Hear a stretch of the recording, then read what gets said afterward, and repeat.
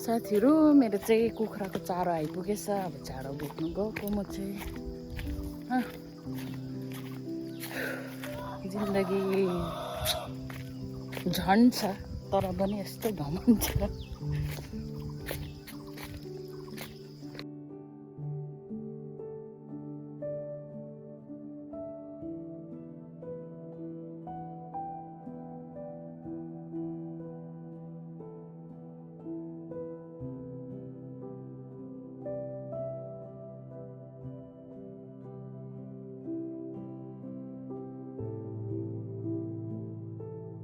यस्तो दुःख छ कुखुरा पाल्नु चाहिँ साथीहरू, के भन्नु। यत्रो यत्रो भारी बोक्नुपर्छ 50 किलोको।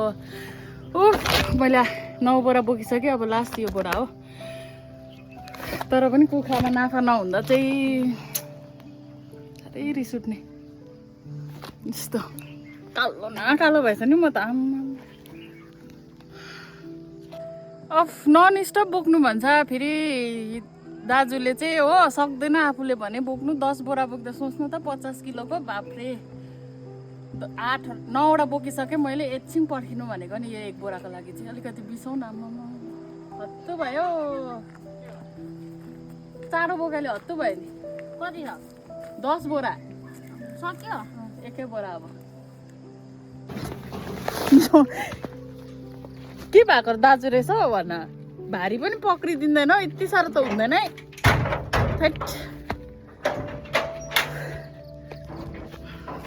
भारी पनि पक्रिदिँदैन, आफै पक्रिनु पर्छ, आफै झार्नु पर्छ। यस्तो छ है जिन्दगी।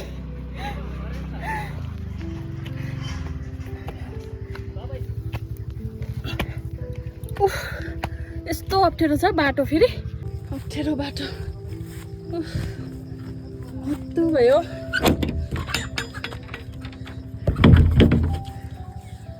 मुसाले काट्छ, भुइँमा यसरी फ्याँकिराख्दा हो। के गर्नु, झार्नै पर्यो।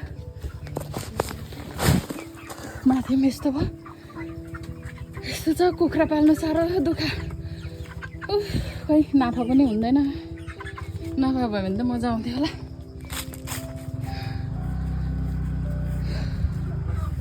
यस्तो छ नि त बाटो पनि अप्ठ्यारो। चुक्क लगेर देख्नु भएन दुःख कस्तो छ। मान्छेले भन्छ नि सुखा छ भनेर, यस्तो। अब चाहिँ बोकिसकेँ, अब चाहिँ चारो पानी गर्नुपर्छ कुखुरालाई हो। त्यहाँदेखि चाहिँ घर जानुपर्छ।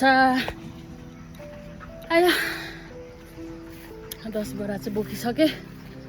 अब चाहिँ कुखुराको पानी हेर्नुपर्छ, चारो लाउनुपर्छ यिनीहरूलाई। गरमले कुखुरा पनि ह्याप ह्याप भइरहेको रहेछ।